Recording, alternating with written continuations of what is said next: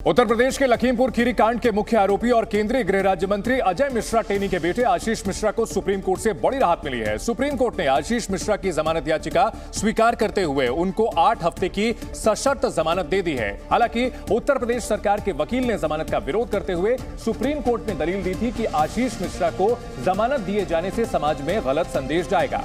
Supreme court ने जमानत देते वक्त कहा कि आशीष मिश्रा को उत्तर प्रदेश और दिल्ली से बाहर रहना होगा, साथ ही उनको अपना पासपोर्ट भी जमा करवाना होगा और अपनी लोकेशन की जानकारी लगातार सुप्रीम कोर्ट को देनी होगी। आशीष मिश्रा और उनके परिवार के सदस्यों को लखीमपुर खीरी केस से संबंधित पक्षों से दूर रहने के भी निर्देश दिए गए हैं। यही नहीं, आशीष मिश्रा को मामले के ट्रायल में पूरा सहयोग करने को कहा गया है और अगर उन्होंने ट्रायल में सहयोग नहीं किया तो सुप्रीम कोर्ट उनकी जमानत रद्द कर सकती है। आरोप है कि आशीष मिश्रा ने 3 अक्टूबर 2021 को लखीमपुर खीरी में अपनी एसयूवी से प्रदर्शन कर रहे कई किसानों को कुचल दिया था, जिनमें 4 की मौत हो गई थी। इजिप्ट के राष्ट्रपति को गार्ड ऑफ ऑनर दिया गया। राष्ट्रपति भवन पहुंचते ही राष्ट्रपति द्रौपदी मुर्मू और प्रधानमंत्री नरेंद्र मोदी ने इजिप्ट के राष्ट्रपति अब्देल फतह अल सीसी का स्वागत किया। इसके बाद इन्हें सेना के जवानों ने गार्ड ऑफ ऑनर दिया। दिल्ली में सीएम अरविंद केजरीवाल ने परेड की सलामी ली और तिरंगा फहराया। केंद्र सरकार पर निशाना साधते हुए उन्होंने कहा कि हमें चीन का बहिष्कार करना चाहिए। गणतंत्र दिवस से पहले जम्मू कश्मीर की सुरक्षा बढ़ा दी गई है। आतंकी हमले के अलर्ट को देखते हुए पुंछ में सेना के जवानों ने सर्च ऑपरेशन चलाया। राहुल गांधी की भारत जोड़ो यात्रा को बुधवार को रद्द कर दिया गया। यात्रा को बनिहाल पहुंचना था, लेकिन खराब मौसम और बर्फबारी के कारण यात्रा को रोकना पड़ा। उत्तराखंड के सीएम पुष्कर सिंह धामी ने जोशीमठ में हालात काबू में होने की बात कही। उन्होंने कहा कि 70% इलाकों में हालात सामान्य है और हम 4 धाम यात्रा की तैयारी कर रहे हैं। कर्ज से बेहाल पाकिस्तान में जोरदार सियासी ड्रामा देखने को मिला है। पाकिस्तान के पूर्व प्रधानमंत्री इमरान खान के एक बार फिर से देश भर में प्रदर्शन और रैली निकालने के ऐलान के बाद उनके खिलाफ जोरदार पुलिसिया एक्शन शुरू हो गया है और इमरान खान के करीबी फवाद चौधरी को लाहौर स्थित उनके घर से अरेस्ट कर लिया गया। यही नहीं, अदालत ने उन्हें राजद्रोह के आरोप में जेल भेज दिया, जिसके बाद पीटीआई के नेता और पाकिस्तान के पूर्व विदेश मंत्री शाह महमूद कुरैशी ने शहबाज सरकार को इशारों में धमकी दी कि ऐसी कार्रवाई के नतीजे बेहद बुरे होंगे। हुकूमत वक्त से कह रहा हूं, पीडीएम की गवर्नमेंट से कह रहा हूं, ये रास्ता छोड़ दीजिए। ये जो रास्ता जिसको आप फॉलो कर रहे हैं, ये नुकसान का रास्ता है। दरअसल चुनाव आयोग के सचिव उमर हमीद की ओर से फवाद चौधरी पर संवैधानिक संस्थाओं के खिलाफ हिंसा को भड़काने के आरोप में एफआईआर दर्ज कराई गई थी, जिसके बाद उन्हें गिरफ्तार किया गया। जबकि कहा तो यहां तक जा रहा है कि फवाद के बाद इमरान खान को भी गिरफ्तार किया जा सकता है, क्योंकि वो भी संवैधानिक संस्थानों पर गैर वाजिब टिप्पणी करते रहे हैं। उधर पाकिस्तान के पूर्व प्रधानमंत्री इमरान खान फवाद चौधरी की गिरफ्तारी के बाद सामने आए और वीडियो कॉन्फ्रेंसिंग के जरिए कार्यकर्ताओं को संबोधित किया। इमरान ने कहा कि जुल्म और नाइंसाफी का निजाम नहीं चलेगा। उन्होंने ये भी कहा कि ना तो उन्हें जेल जाने से डर लगता है और ना ही मौत से। खुशहाली होती है वो इंसाफ के साथ होती है। हजरत अली का कौल है कि कुफर का निजाम चल जाएगा, लेकिन जुल्म और नाइंसाफी का निजाम नहीं चल सकता। जिधर हम जा रहे हैं ये निजाम नहीं चल सकता और नहीं चल रहा। आज पूछे लोगों के हालात।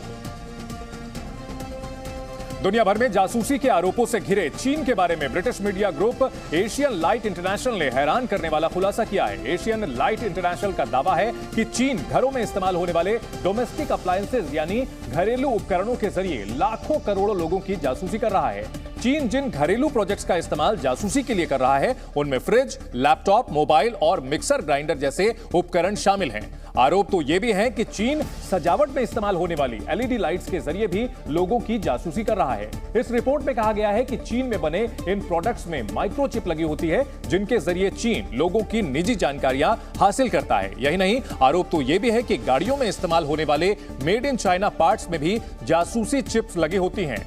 इस खुलासे ने दुनिया भर के तमाम देशों के होश उड़ा दिए हैं, क्योंकि दुनिया के टेक्नोलॉजी मार्केट में 50% से ज्यादा की हिस्सेदारी 3 चाइनीज कंपनियों की है। इन कंपनियों के नाम है क्वेकटेल, फाइबोकॉम और चाइना मोबाइल।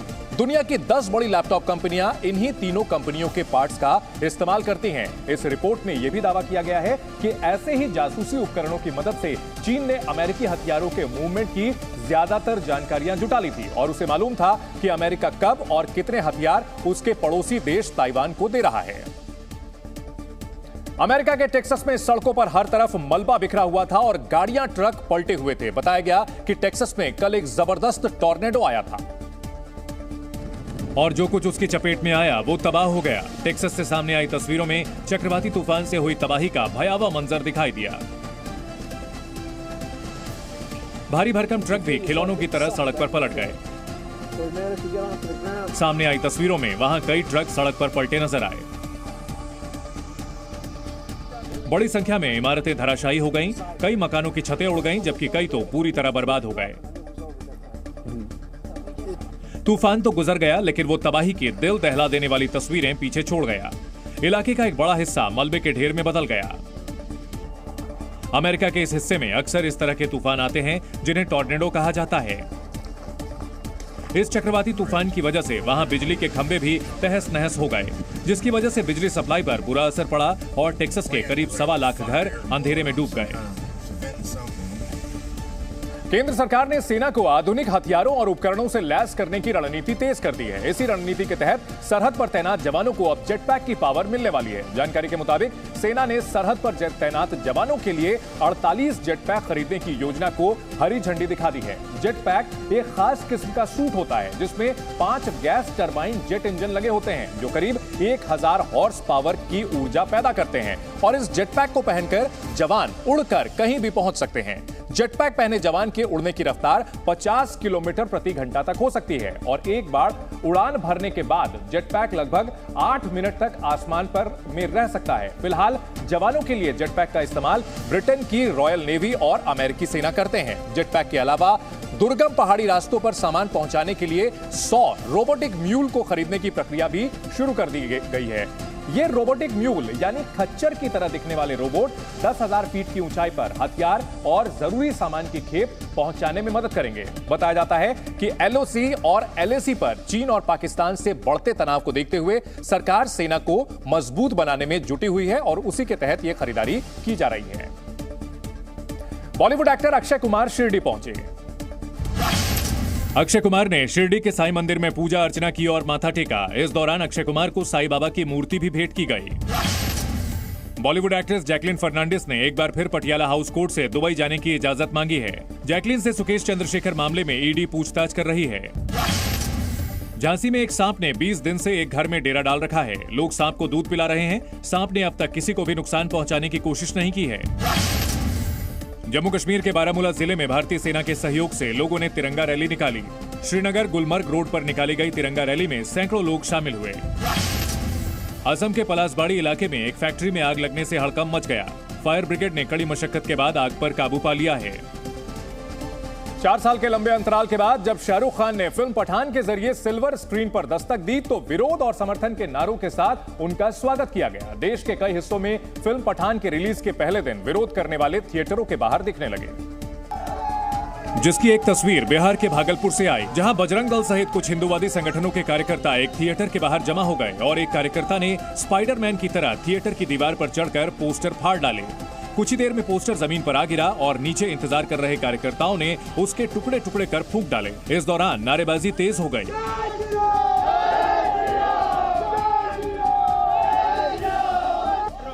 इसके बाद इन कार्यकर्ताओं का गुस्सा थिएटर के बाहर चिपकाए गए पोस्टरों पर उतरा, जिन्हें इन्होंने नोच डाला।